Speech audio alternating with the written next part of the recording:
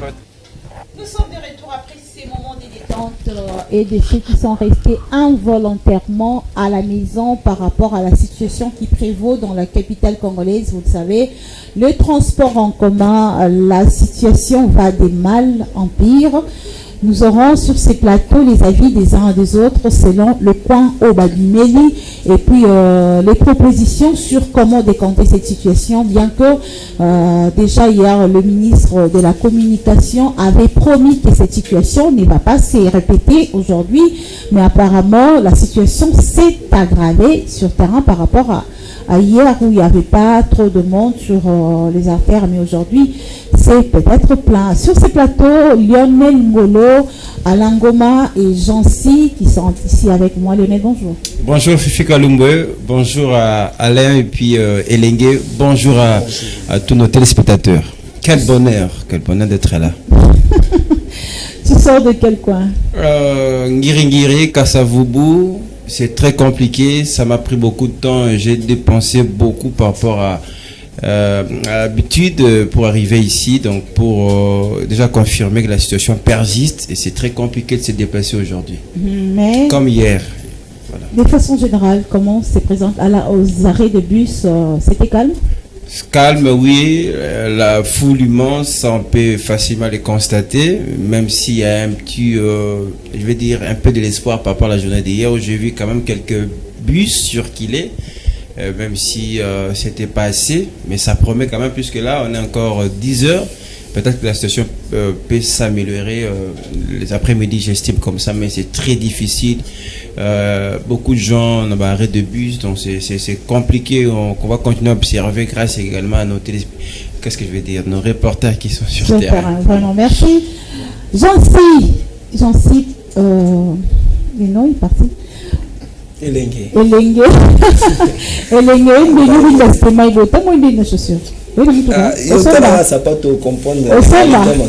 Osamba. Te na pete me eza ma ezoya. Ezana. Ezoya ba tutu ba linga mingi ba ba keno bor eza ezoya malema. Mais bon ça à 3 ans, 4 ans. Comment bon ezoya pour espoir ezali donc avec Dieu on peut tout. Vraiment. Il y a toujours l'espoir. En attendant bord combien de bon je suis venu à pied. Je suis venu à pied parce qu'il n'y avait pas de transport. Donc je suis obligé à sacrifier chaque jour. Quand on est sacrifié, sacrifier quand on est bon, malgré moi le pain de Koufa, mais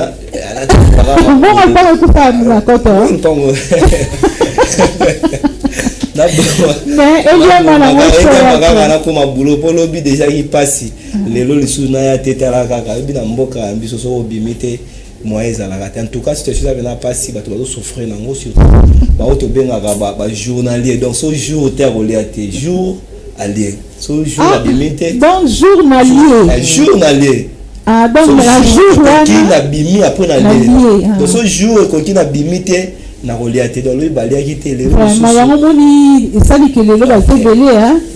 Parce que peut-être ma préparer qui jour il y a ça, il y a lundi, le chauffeur va annoncer qui ils sont surtout les cas qui va 15h 16h ba lembisa singane ezalaka nango kaka mais apparemment ba lembisité hein jour na lié simbité pour le mardi.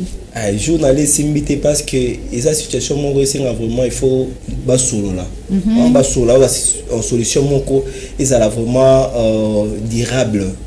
Et ça la solution mon côté symptomatique il faut traiter bien microbe côté ou parce que d'une part le chauffeur a la responsabilité de l'autre part réclamation na bango na mona non ça réclamation mon ça na kolo ba na droit na bango ya ko réclamer na au transport donc ba sala ba na droit carburant de to moni eza ko matamakasi subvention à l'état nenga pesa ba pétrolier je ne pense pas qu'il a respecté normalement. Compte tenu de la situation actuelle, dans la guerre des en Ukraine, il fallait que le gouvernement ait quand même le bon remonté par rapport à moi, le pétrolier pour prix à carburant, ils ont la moins assez permettre à ce que le transport pèse quand même moins bien. Mais dans sur le terrain, je pense que vraiment il faut au solo là. Mais au solo là, on peut na part na bango baza ko matsa makasi donc 50 francs. tout 100 francs mais ya ti 1000 francs et puis après ça on combo 100 francs la tunique question sur ta côté a comme na rien na bon après 100 francs ça fait 100 francs et créer des autres 100 francs 150 toi qui m'a peut-être va contrôler à gens transport mais ceux qui me tapent 150 francs donc ça vraiment une situation bon toujours sur le lango de manière détendue mais ça vraiment sérieux parce qu'il faut vraiment le gouvernement mais mettre vraiment beaucoup d'action sur ça pour permettre à ce que tout vive vraiment bien parce que vous vous souviendrez avec moi que tant à la manifestation avec fait Etienne Tshisekedi il y a qui sont tout ça les villes journée ville morte mon commandant le bas te perdre ville et perdre bah millions maintenant journal lobby j'espère que ville et perdant il paie moi quelque chose le souci continue une semaine ils m'ont raisonné tout comme à la combien donc, il faut vraiment vraiment de manière vraiment urgente que le gouvernement a mis ça là quelque chose pour permettre bah journalier le rôle là quand même moi quelque chose. Ok, merci beaucoup aussi gouvernement ça là quelque chose pour que bah journalier bah se retrouver. Apparemment lobby ministre de la communication a annoncé que situation est répétée les lots mais apparemment le moneti bah chauffeur coûte bah corsé et puis situation est très grave pour bah te beller le lot na arrêt Alain Goma moi marche de santé salami bon ngala sale ngote mais namoni batu ko sala yango na ozonga na mambo lobby ya ministre ya communication na osenga na ye le boko na motema tant bazo lobela ka mambo zo toucher ba vie ya ba congolais mon bazala na kibomoto mo batambola na ba cortège batambola na cortège aibi passe à station te aibi passe ya voyage ya ko luka vite c'est-à-dire ce comme fin du monde nga zaboye sous téléphone nesi le kaki banco place mbongo na ye côté là balaki c'est que ton compte a été crédité c'est-à-dire quand il parle de la vie des Congolais il faut pas lobela ngo na kibomoto et puis ba lobela ngo na passe. Moi je dis tout ce que nous vivons aujourd'hui c'est nos dirigeants. Je vous donne un exemple simple. Bayela ki biso ba biloko ba bo a loyer awa 3 mois. Peu sont ces bailleurs qui les respectent parce que là ndako nanga oyebite na sala ndenge nini pona zwa mbongo na tonga pale entre locataire passe nous que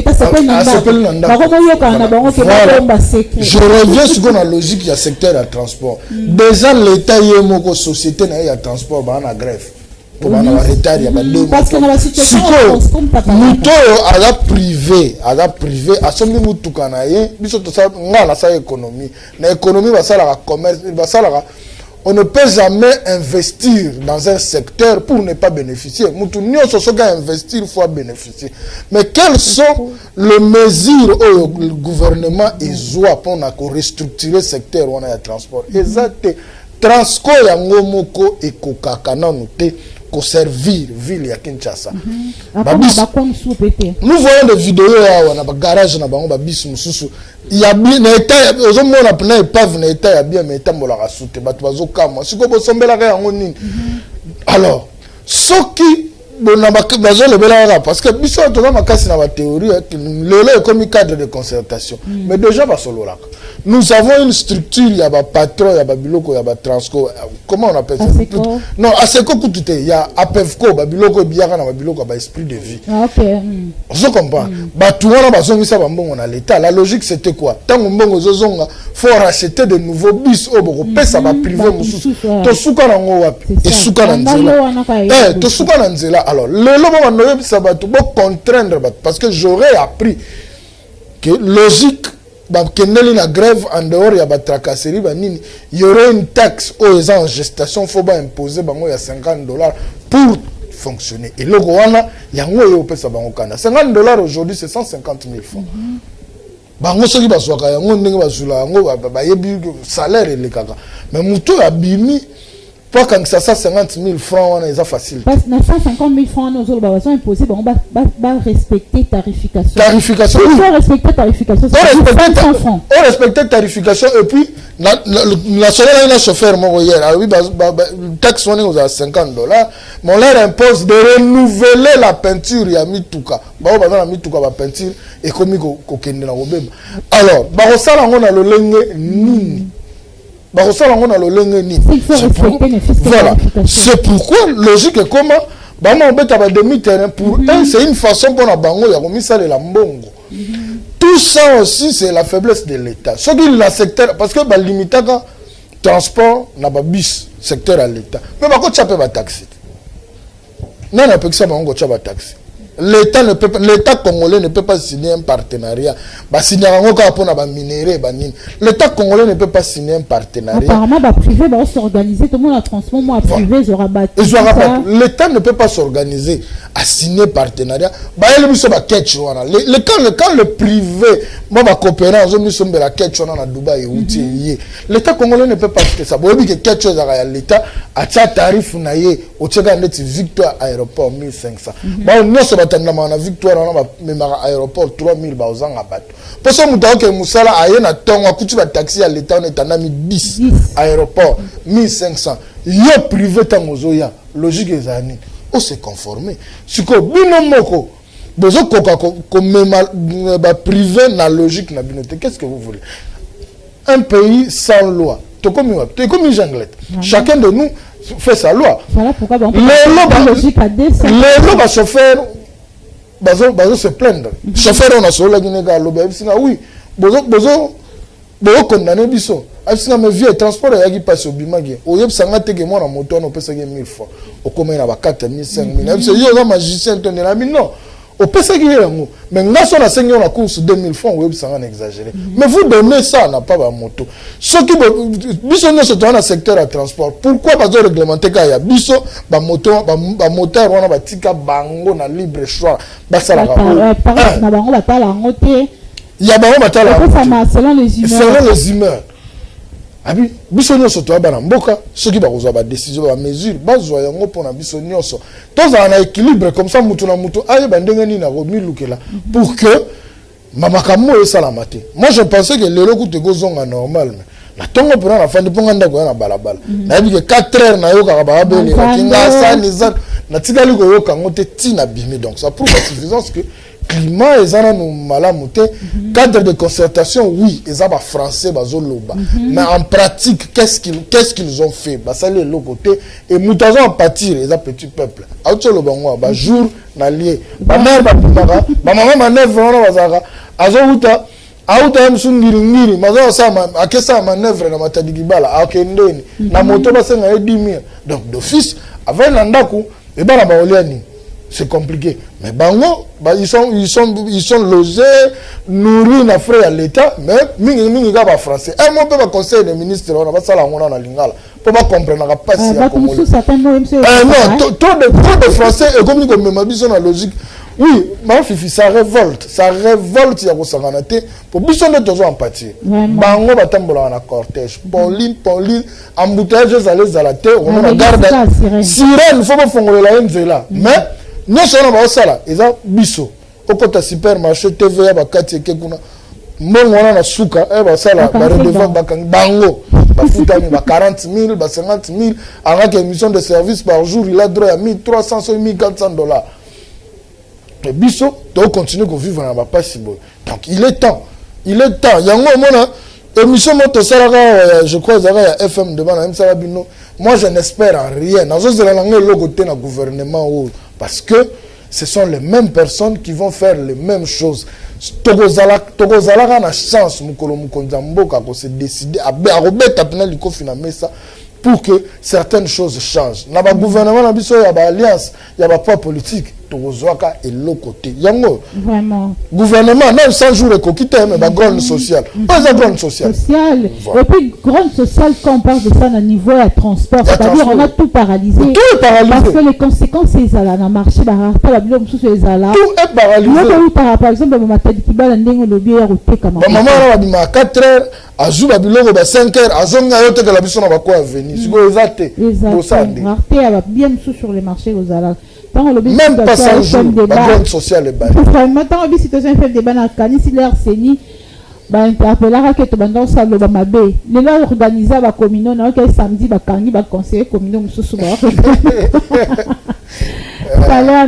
tout ça, ce sont des problèmes au Lionel Abanda aussi de la Moutou. On va d'abord prendre une pause, suivre le ministre de la communication, le gouverneur, Makam Baloba, qui est aussi le ministre provincial à transport par rapport à la situation Ndengezala qui lobby avec comme sous grave Ndengezala. Bon, déjà, nous sommes là par l'appel de Madame la Première ministre, chef du gouvernement.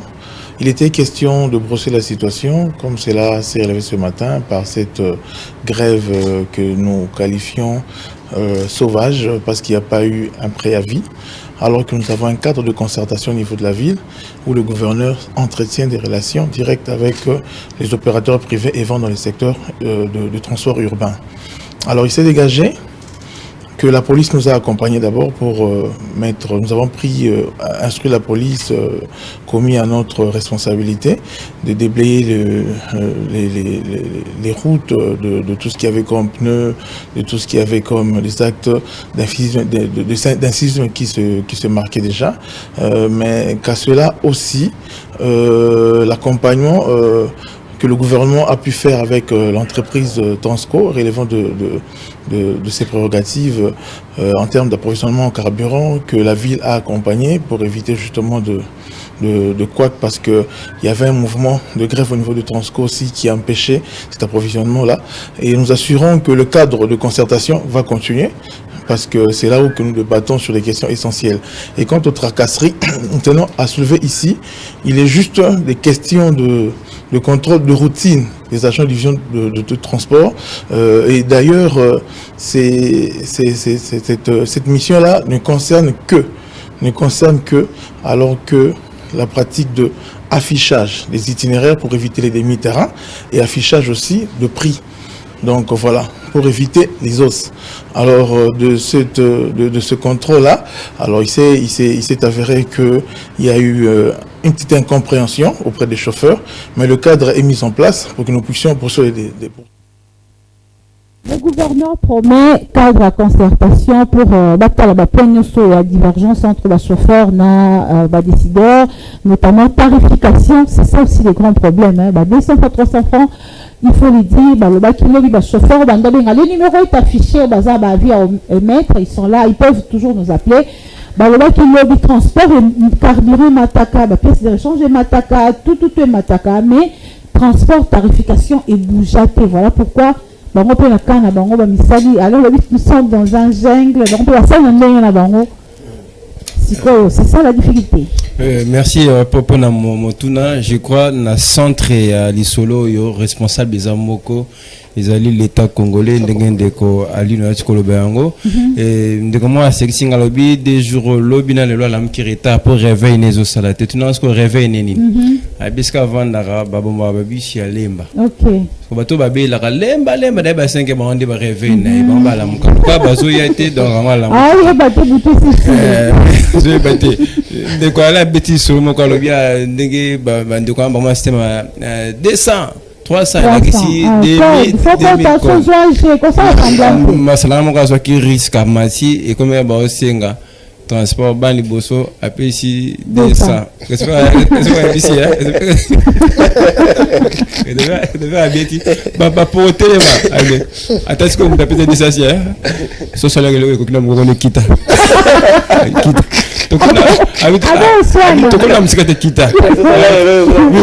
mais c'est vrai, il ne faut pas tout justifier ma bête.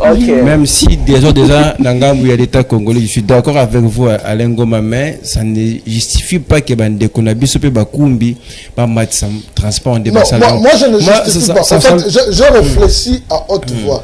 C'est-à-dire qu'à mon entendement, c'est-à-dire quoi? Quand l'État ne propose pas, ne donne pas, un privé amène, souci à sa bénéfice. Nous économiquement parlant, quelqu'un qui investit a toujours besoin. Parce qu'il faut faire cette différence là. L'État et tout à taxer. C'est là. Mouton a investi, souci à sa bénéfice. Alors, dans le même secteur, si c'est l'État qui est le plus offrant, Batouana va privé. Lionel, je te donne un exemple. Aux gens la COP, il y a chaud. 15 minutes sur l'équipe, écoutez la gare centrale, mais 15 minutes sur l'équipe. Là, on sait que tu es dans le lobby. On dit qu'on fout ta moto 15 000 francs. On se comprend. C'est-à-dire, c'est la loi de l'offre et de la demande. On comprend. Je comprends. L'État offre, c'est le particulier qui offre. L'État aussi a souffert. Quand tu viens avec des décisions, aujourd'hui, nous sommes paralysés. Babis a l'été bima, taxi a l'été bima, moto a l'été bima, ils ont bimaté. Et lui, dans le cadre de concertation, à mon entendement, ils doivent réfléchir sur comment transport dans la ville de Kinshasa. Le bâtiment de transport est le Moulaï, Kinshasa, c'est la banzela T. Et ça, va axe sous transport au côté de la terre. 207 de faux quota. Si l'État se rabattait dans la logique, il y a transport. Je prends l'État, mais je déverse la charge dans le gouvernement provincial, c'est-à-dire l'hôtel de ville. Si l'hôtel de ville pouvait commander 207, 207, il y a Mercedes. Bus Mercedes, il y a qualité, il y a bien. Et pour écouter la Rabie, on va se comaf. Écouter la Rabie, on va kimbanser à Kati. Ils peuvent commander des taxis catch. IST coûte à combien? Tout frais compris, IST se combien? C'est 4 500 $. L'hôtel de ville, à Gozanga, ne serait-ce que 100 catch. On a axe et même vers boulevard pour le Molabis, on a logique parce que Ipen boulevard aujourd'hui, n'a pas air de pointe, c'est 6 000 francs. C'est 6 000 francs. Vous comprenez? En tout cas, on est d'accord. La ligne peut-être que on a bien à plateau. Je sais qu'il y a un problème et ça organisation ça m'a bien engagé l'État congolais. Tu dis que tu as une tarification concrète pour être ça je suis d'accord avec vous. Mais dans rôle tu as un bandisango, tu as un devoir y à côté c'est vrai que tu as un secteur privé, mon histoire Lucas gagner, faut gagner de manière honnête. Dans des pays il y a ma bête parce que ba chauffeur ça système 200 francs, 300 francs oui ça ngate que vexement et pas patron na bango imata. Pesa toujours même vexé mawana et puis ce hôtel patron va habiter que peut-être des sous mais je vois pas ce chauffeur qui va aller calmement accepter devant son patron ngapi na sala rango to ba sala rango pour na bango moko ça parce qu'ils ont donné des raisons par des chauffeurs au baba donc ils disaient quoi il y a beaucoup de choses dans cela azui Zambo Kingasan il y a embouteillage il y a tracasserie comme ça Allô?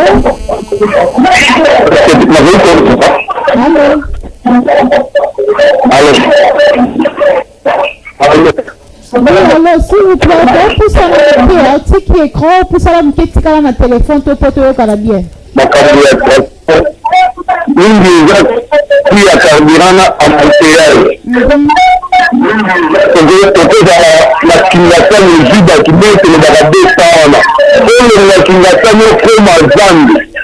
Maman a problème, c'est ça le problème.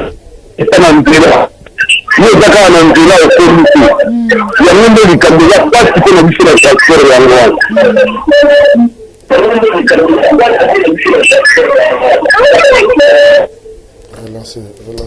Vraiment, c'est ce qu'on a dans le problème dans le Bakazu, qui n'a pas mis 200 sur 300 wana. Pas comme la Mozambique, embouteillage, carburant aussi les Kawana. Et au-delà de ça, il y a aussi cette histoire au Matsaba, on m'a foutu à tracasserie. Donc, comment obligatoire, surtout dans Zando, sous Okuta, Bakarefour, Nyon, Sika, Baroulage, Bazali, il faut Tika, Otika. Il y a des gens qui sont habités dans Pessawana. Babengi, Ozuye, Batiki. Donc, la dépense est belé, on justifier les 200, 300 là-bas. Voilà pourquoi, Fifi Kalou, il faut tout ça à part des choses dans la situation Oyo.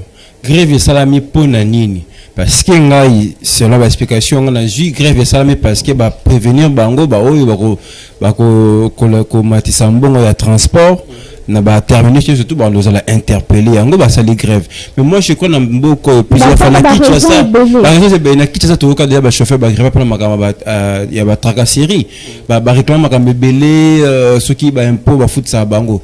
Il faut tout ça la clair. Ceux qui ont un peu yango, moi je comprends n'attend à côté na bango parce que tout le monde a battu je suis pas, il peut pas applaudir. Maintenant les cambo Italie, des bango va fixer ba prix na bango tout ça, hausse de prix tout ça va victime nango. Je dis dans l'aspect on a peut faut interpeller bango, ce n'est pas parce que l'État a organisé ma bende funga ina nyo klape bande kunanga na ke na cheche bon parce que de toute façon résout le problème ni lobby. Mais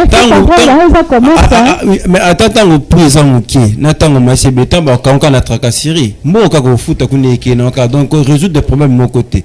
Le mieux à faire, je crois que bana va représenter na bango, je sais pas si va syndicat na bango, soit monique l'équipe, ba ko saisir même via ministère ya transport ou soit ba sali grève clairement dans les kamusongolo. Ngala lenga ka na le blasper on a parce qu'ils a bien pour ba ko on en dit là mais système moi ne ko continuer parce qu'ils a malamte mais pour le reste, je suis d'accord avec Alain avec Elengue parce que l'État congolais est faible parce que déjà les Kambois ba 200 300 ni banda kala mais pourquoi l'État congolais a réagir donc pour dire quelque part l'État congolais démissionnaire a faible né à Lengo Maloba Kiango mais na minute moi je crois il faut qu'on interpeller ba Kambiamboka gouverneur tout ko yokaye ba trouver ba solution en tout cas pour que la saison a bien les lenga banda qui émission par qu'on rappeler l'importance du transport et on les permettre batuba c'est relié na ba occupation na bango sans transport trop kilimisa te ba cop na biso te tala ndeko ala lobi te lobelika koto na mais so nga l'accepter nga ma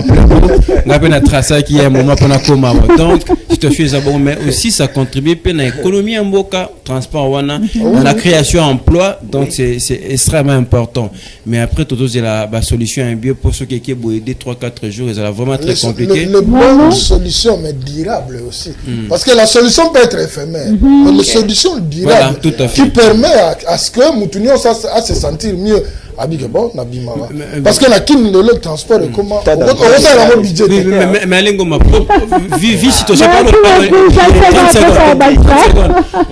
bon tellement situation est allée déjà critique na terrain moi tout bouger ça moi je propose attendre une solution à Mukuse comme ça Mukuse après finalement pour une négociation pour baluka solution durable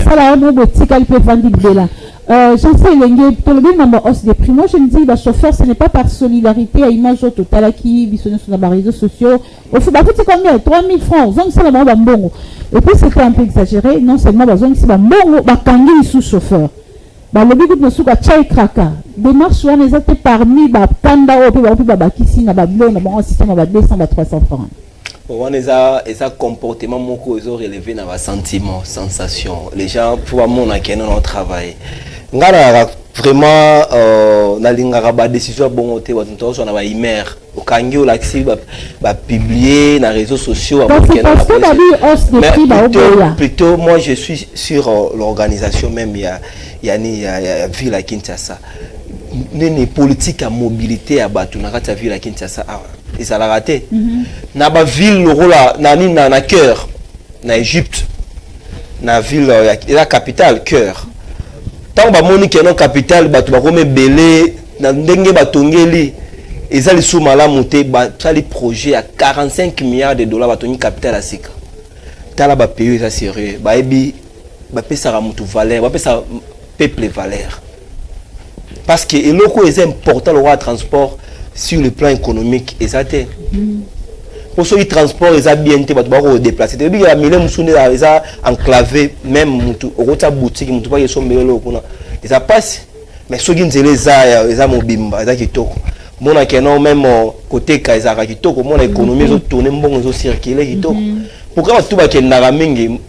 ko bae na nini na kapela kema tonye bona pourquoi on faciliter transport et ça le OK na nini na nzili OK bae kuna OK normalement zo nginda mais est-ce que peut profiter nango na na même sens na yo ngana yabi masamoko mon père ko tali dimanche ti lelo mazonga ezate Je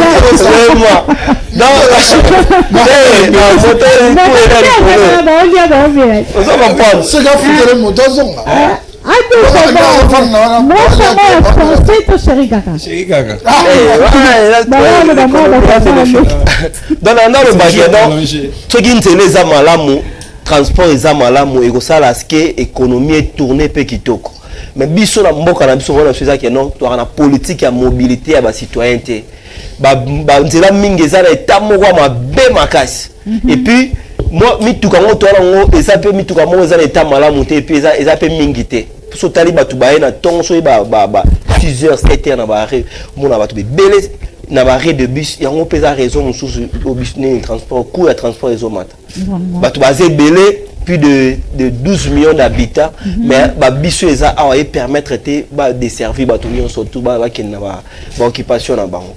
Vous comprenez? Donc c'est ça le problème. Le gouvernement a repensé politique à mobilité à Batou en ville à Kinshasa, notamment dans le Congo Mobimba. C'est pas seulement Kinshasa, pas pendant le Congo Mobimba. Il faut voir des communications, moyens de transport. Ils sont vraiment facile. À moins qu'il y ait rien. À Brazzaville, on a transport. Nani na zongo banana na ville na on a pila et qui nous tient nanda gotikio mais ils sont étiquetés sur quelque part débrouiller pour c'est pas normal. Donc moi je responsabilise plus sur le gouvernement à ça là projet où ils a efficace ba projet à long terme ils s'auto réfléchissent ça va quinquennal fera projet mon quinquennal donc gouvernement soumis et ça les projets dans à 5 ans donc ceux qui 5 ans là coquille et ça les projets dans 5 ans donc projet mon il y a tamuké alors que na ba mboka musuba pensera 50 ans to vivre ndeni batu bozala combien minto toza plus de 100 millions d'habitants maintenant 50 ans plus tard toza combien on planifie tout ça mais biso on a politique il y a mon local to zuit to dame to panzi ou ya sima sali pe na ndenge en tout cas je suis très déçu comme on a que non ba makambo to décrire qui banda sera Mobutu jusqu'à présent to continuer la même rhétorique to global et loro monko dans le débat on répète toujours la même chose donc ça montre que tout ça ko évoluer plutôt en reculant on est en train d'évoluer plus en reculant c'est désolant vraiment na pessim na tindi message moko na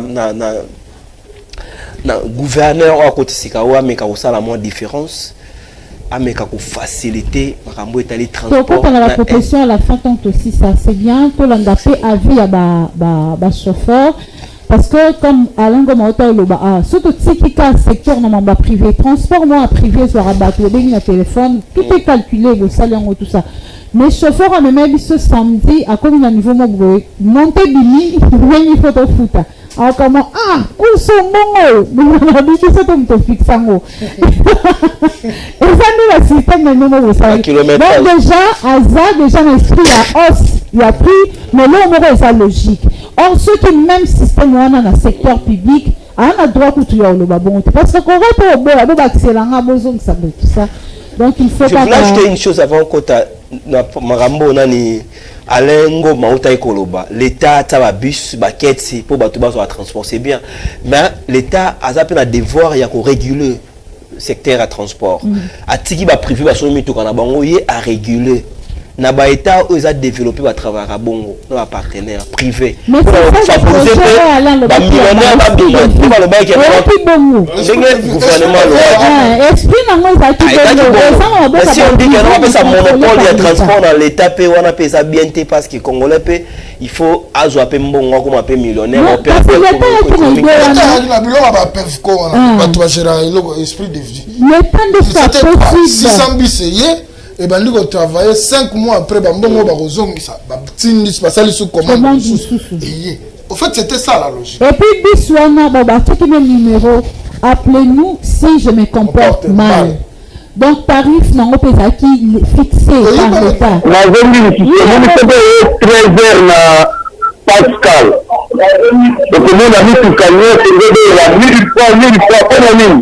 Et vous devez tout aller pour le comme à la mine, il n'y a pas de temps de tout. Et vous devez aller dans le casa, la Dibida, c'est comme à Kabamba, du Pino et Zawana. Parce que vous avez cherché dans le côté de la carte à Zande. Que il y a des milliers de télé dans la bocacha. Mais vous avez fait 2000 banda na kabamba na Itaga ngo biso ba chauffeur ndenge toketaka bango wana tozalowa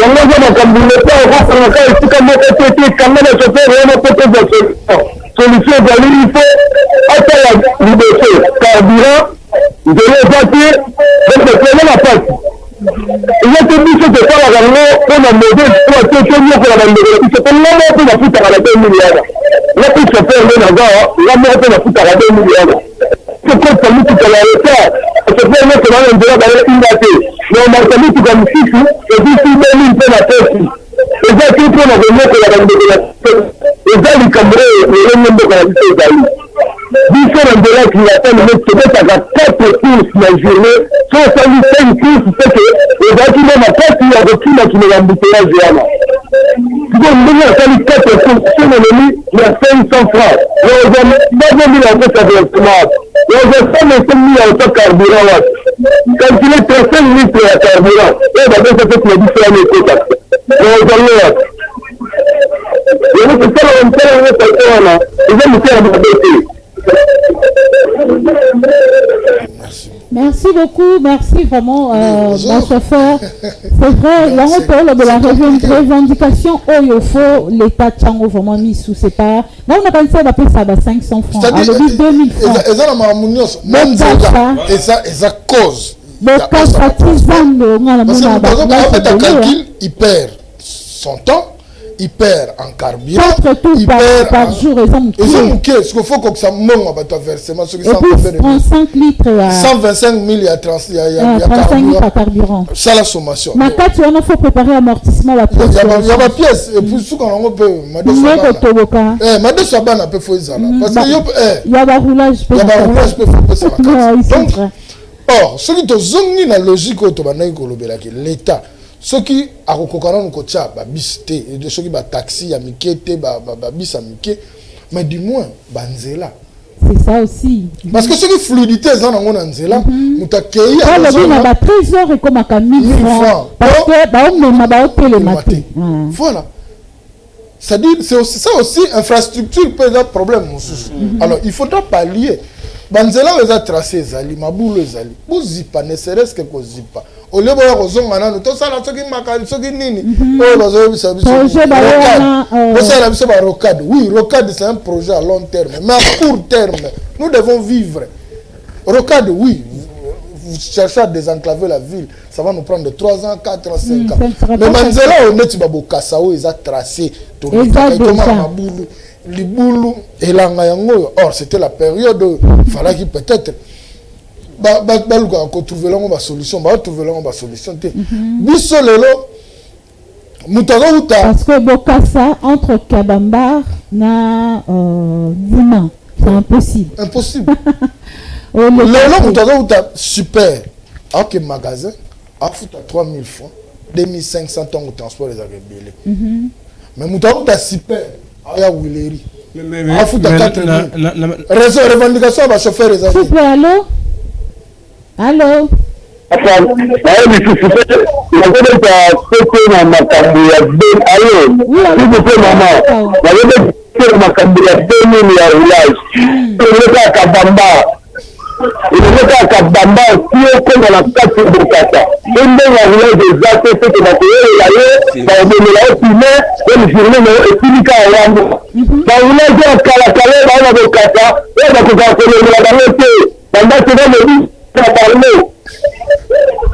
Bangoka bazala wana bango mpe bazopesa transport ya kolekta komiti mosusu baekota bekata eza te bazobanga na village wana baza bapiamite mabe banda ya moituti ele ulaza azalaka wana akoma mpe solo mite ya mabe yo soki oye na 2000 na ese okoleka te bakozeli yo mosala na makambo ya nzela soki eza na nzela ezi possibilité de population ite bakikia na presque kotelema moko na biso nde tolambukaka po tosala population kole te baarrange makambo te nsima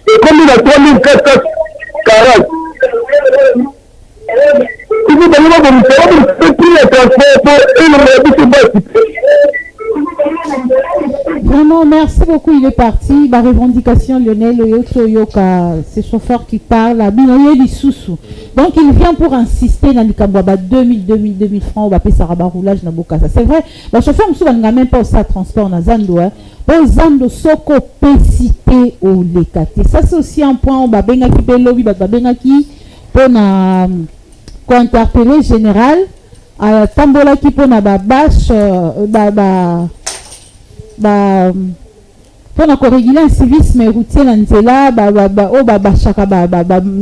comment on appelle ça, plaque d'immatriculation, mais aussi ces problèmes faut y pétrole makasi na moto les roulage parce que tracasserie na bango c'est aussi de trop hein.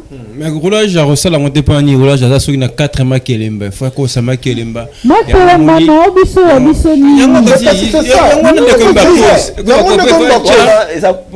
cause principale ya moi wana chimutu eleki ya kelemba na ya milbana donc ça fait très mal makame so na zali tout le monde a un chaque jour.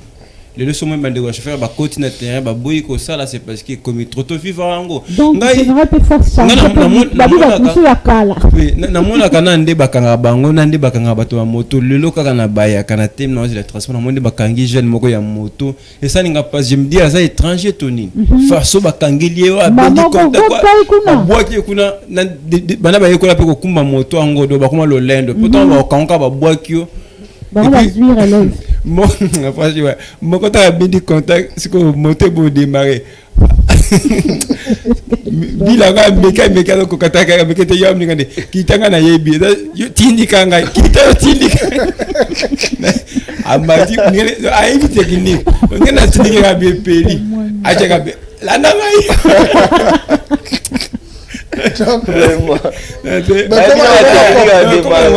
donc talent de quoi dengue azo bana mutema na parce que ça fait mal et les qui alors que patron non c'est la vie c'est ma ka esika bokanga la réalité il y a 35 litres à carburant faut sombama le collège je crois photo ya kimbuta bi série wana carburant zaki 1640 mais le lot carburant ezali na 3400 3500 donc parano hein et caruana et puis na to ya dollar nini o abenga ki sous le baba ki ne va négocier en gros na 90-95 $. Pose wa pneu moko ya ina mu ya mutuka. Tu vas faire $95 prix ya to ya dollar ezana combien? Scope non no somi na $95 et tambo na nzela nini c'est ça. Pneu moko 270 000. Tala na nzela bayaka plusieurs fois. Plusieurs fois. Moko ya réserve 5. Libulo et ça na bayaka. Net na situation nzela par exemple ya boye. Ato to so mapnango na tongo. Oui, bien de quoi la situation il y a Ndela ya Bayaka to l'élection plusieurs fois ah on a FM télévision donc Ndela bébé ba qui pas monter comme bonga yango mo c'est-à-dire tout le monde mi tout comme nango ba de mo bongo lek le ba de balobi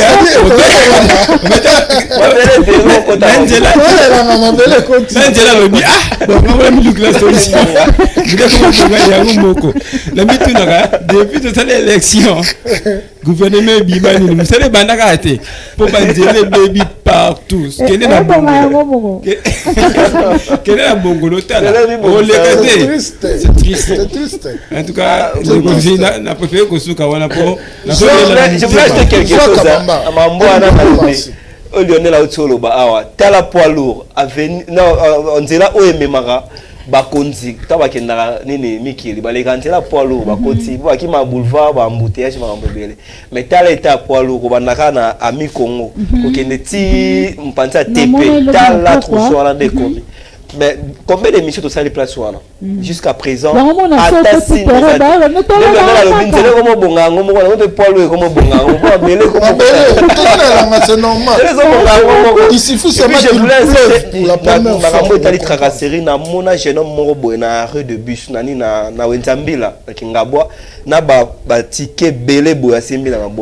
na benge yaka na se soko tangi sangana na tanga taka makambo ba komi wana ala singa muke na moni ba komi so cotisation mutualité mo lo mo compliqué boy a pe sango ba chauffeur ya moto ba monteur pe sa bango na 500 francs donc soko sombité au thème en arrêté.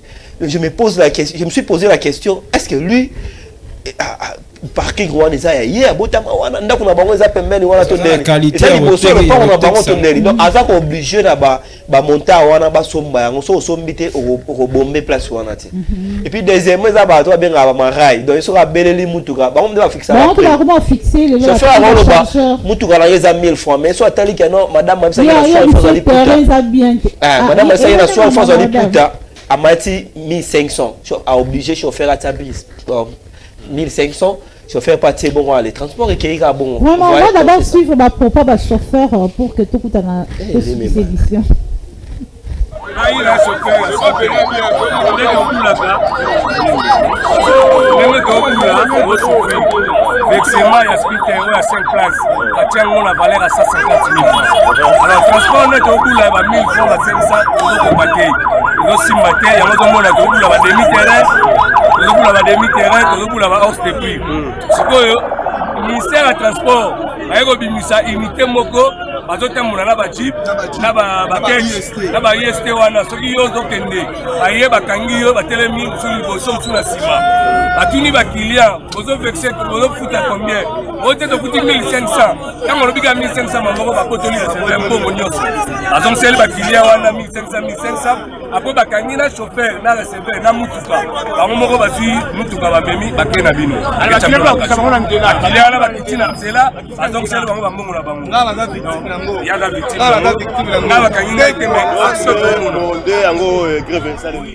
vraiment, en français,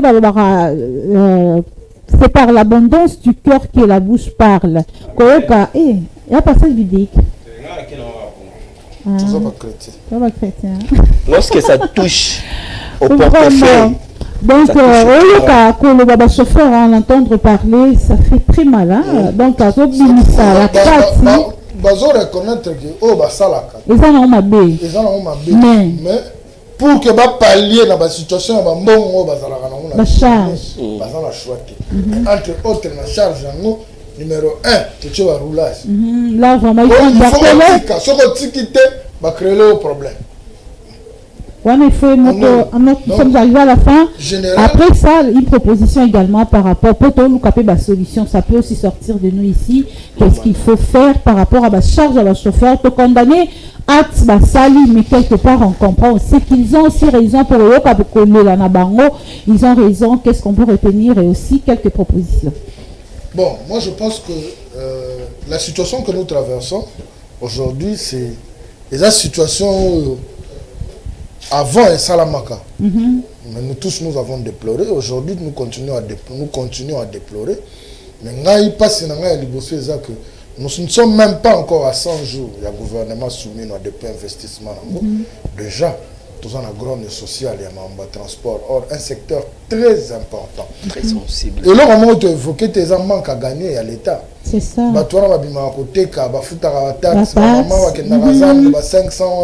Même hôtel de ville, ils ont perdu. Mais tant qu'ils ont perdu, ils ont réfléchi pour que Mambaloleng et ça la soutien. C'est ça aussi le grand problème. Le vrai problème, ce qui te fait ça, la piste et la solution, il est temps que l'État congolais, l'hôtel de ville de Kinshasa, mette en place une stratégie ou un mécanisme où il y a que Makambaboye comme soutien. Il y a Liboso, va réfectionner Banzela. Ok. Va réfectionner Banzela parce que ceux qui m'ont accueilli à Ebi Genauti Kingasani, non, ça 10 courses dans la journée. Donc, avant la tine, il a transporté pour que à pallier dans la vide. Il y a mis balai, au ben dans le roulage pe matoi. Batika, ba chauffeur, ba sala musala na lolenge sengeli. Muto asali mbebate kokanga été pour yo na poso zo 10 000 na poche na ye na poko ko tsali action yo se peut 5 te ba futa. Voilà, mais na souka ya souka, il faudra maintenant que des solutions durables viennent. À l'occurrence, secteur à transport est vaste dans la ville de Kinshasa. Pourquoi pas l'État cause on a ba taxi na ye à Tchendeti gare centrale Philippine 2000 francs.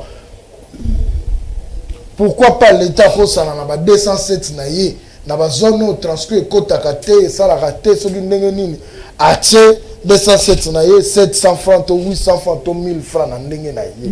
Parce que c'est lui yene tata a yebi que na minute yo kopa moto pe koma hôtel de ville pa ko tshela biso ba moto a tshepé ba moto ba tsheli mino bonake gare centrale Lemba 2000 muto amati so mati de non c'est un exemple, c'est-à-dire total un peu trajet parce qu'on attend normal au foot on peut pas dans au foot on bon moto c'est-à-dire bango so na 5000 l'état est à 2000 nous avons préféré un matériel l'état on est à 2000 bango dans la contrainte basani comme ba ça la soute ils vont se rabattre. Mais faut aussi voir la quantité parce que Transco alors 500 toujours mais tous mes armoukiers so matina Transco faut soit tout élément à tout vendre ça étouffé so que l'état sali de bongo et que quantité za armoukiers ça non c'est-à-dire que si on a là il faut pas ça la étude appropriée pour que makambo ezana neti ndoto lobela mambo inflation bango mo za na franc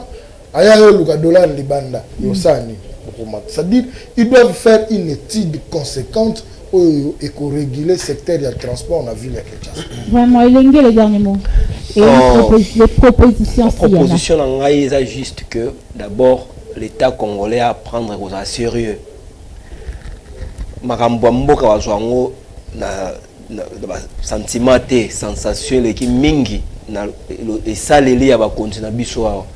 Makambo mboka wazwango na sérieux. So tali Chine, États-Unis, au Tali Sénégal, au Tali pays musulmans va traiter par rapport à la bango, au Tali na biso de traiter en le bageno, ah va tourner va condiment au tam su baby valeur à l'état. Ce ne sont pas vraiment des gens au na rolo ba bata vraiment na ba attitude pena ya rediriger mboka na ndenge sengeli, so Tali Sahel na bon sur le terrain. Permettez-moi l'expression parce que c'est trop, on doit dire la vérité ndenge makambo ezali. Je voudrais à ce que toti kaba bani ba solution moko mike Congo eza mboka mo eza na vocation comme une grande puissance. Il faut la solution na biso ezala solution moko à long terme. To penser Congo il y a 2050 c'est kozala ndenge nini. To ban to tsa banini to tsa makambutu sur pied afin que to banda kotonga Congo il y a 2050 les to banda yango. S'il vous plaît. Et puis deuxièmement nalingaki na loba na ba roulage parce que attitude na bango ba fingisa bato tali na mboka na biso bato ba fingisa mboka makasi ya ba roulage tantôt mona matili kolaka tantôt mona comme chauffeur tantôt mona en tout cas ngala les garanties là poids lourd mingi ba chauffeur va souffrir makasi donc va souffrir pour ba roulage bazali sous na moralité de ba perdre éthique d'engagement comment ça makambo là likele bana na nombre nombre baso azala bango ba makango ba deux fois 5000 ou fois faut la journée obligatoirement il faut que ba ça ba na quota na ba pesa ba ba bimala tongo moral 10 car il faut y a un bureau et tikali bozo ndenge na bino donc so 10 wana ko quitter ato boki so ina nzela ba kanga na karna ba kangyo obwa kisoyi au fait c'est moka au trop mota au temps la rétroviseur trop ba kangyo la mauvaise intention ta c'est bon aussi donc les hommes à faut voir et c'est sexy dans la rabi fouka il faut voir la magambo très bien parce que ça énerve parfois na ba moka msu payer rapide mona batu ba tsala mo bulu na mboka pona lipe mati talo mais sur le transport les sundenge do toucher batu c'est vraiment très dangereux il faut vraiment gouvernement azwa makambo na maboko donc merci beaucoup Chancelier il a beau à mauvaise intention en quand il se fait baboulage ok vous allez combien 500 000 400 000 ah connaît à likolo en plus tout là ba stratégie mo ba moto mo ba penser ki ba moto ba kota la ville so il a moto à côté kuna ba kanye moto ba bi ba c'est 300 000 400 000 alors là non ngote non ngote moto ne tikala moto ba tout bon le bateau déficit moto mo abimia na déficit à déficit avec intérêt. Donc, on va nous que fout à quand on a pas né. Bah, on va dire, bah, comment on va faire? So jana kangyo amemio na siman ya nini na Paulo wana so jana kangyo amemio na ngambo nini ya biona bango sana. So la police kangyo amemio na biona bango sana quelque part wana kaka na BAT wana.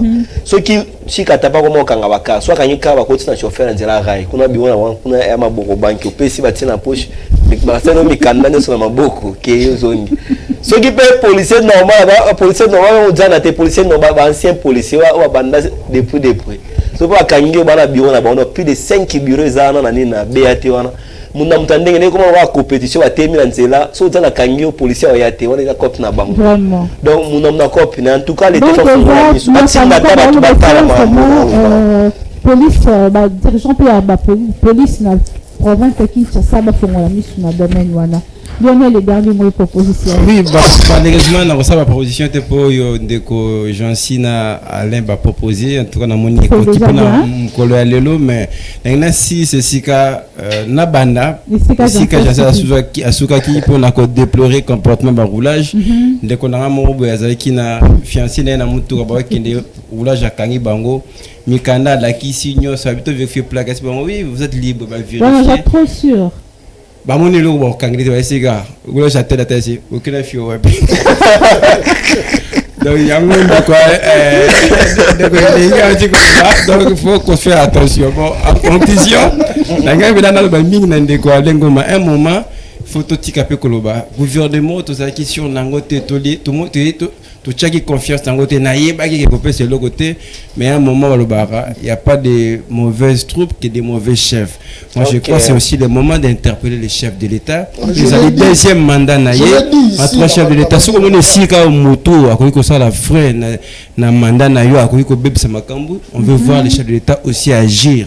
Donc la condition na wana la sengi ne va pas se représenter dans l'élection mais les à la caméra bien donc tu as souvenir que Nathan fachi béton en bezala qui peut bouiller pour la construction na bateau tout va aller impliquer na décision na ko luka solution na situation oyo ministre de la communication le baki dakasa ke toyo kaye gouverneur à lobby il a été ministre de transport sur le ba mokoloni ni pour ça yango na lombango po indépendamment de notre volonté bana bato bazé pa na biso fo bazonga. Le président syndical à l'élite. Syndical. Vraiment, merci. Nous sommes arrivés à la fin. Le président et le syndicaliste, il y a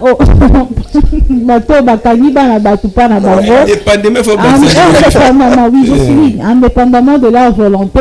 Qui visite dimanche, il fallait baser à lundi matin après la fête.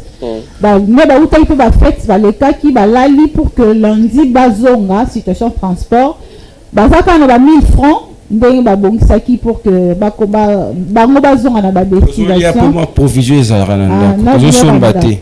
ok, il faut les aider hein, c'est une demande, il faut vraiment aider Lionel Ngolo à pouvoir décanter aussi cette situation, c'est grave hein. Vraiment, ça c'est le président syndical, c'est à prendre en compte. Merci beaucoup, nous sommes arrivés à la fin. La situation de transport, le calvaire pour la population congolaise depuis hier lundi, aujourd'hui, la population ne s'est pas vaquée librement à ses occupations. Pourquoi? Parce qu'il ne sait pas se déplacer pour de longs trajets. Il faut faire le pied, soit dépenser beaucoup d'argent.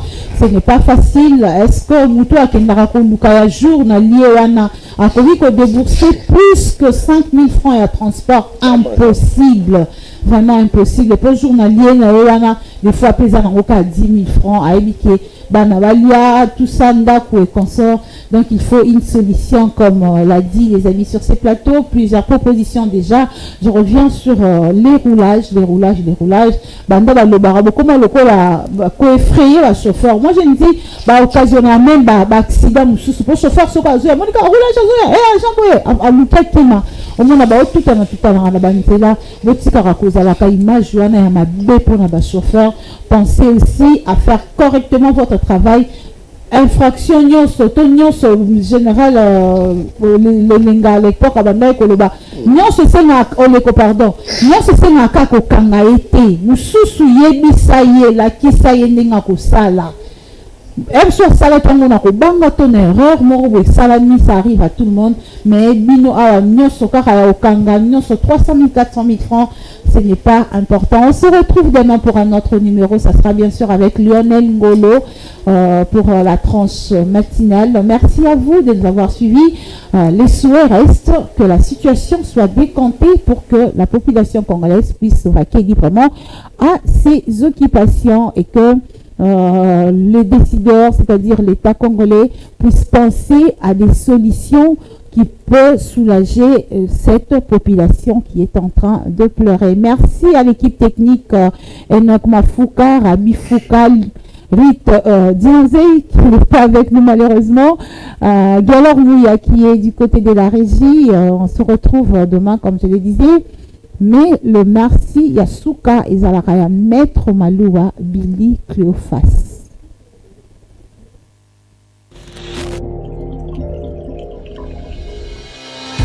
Bienvenue mesdames.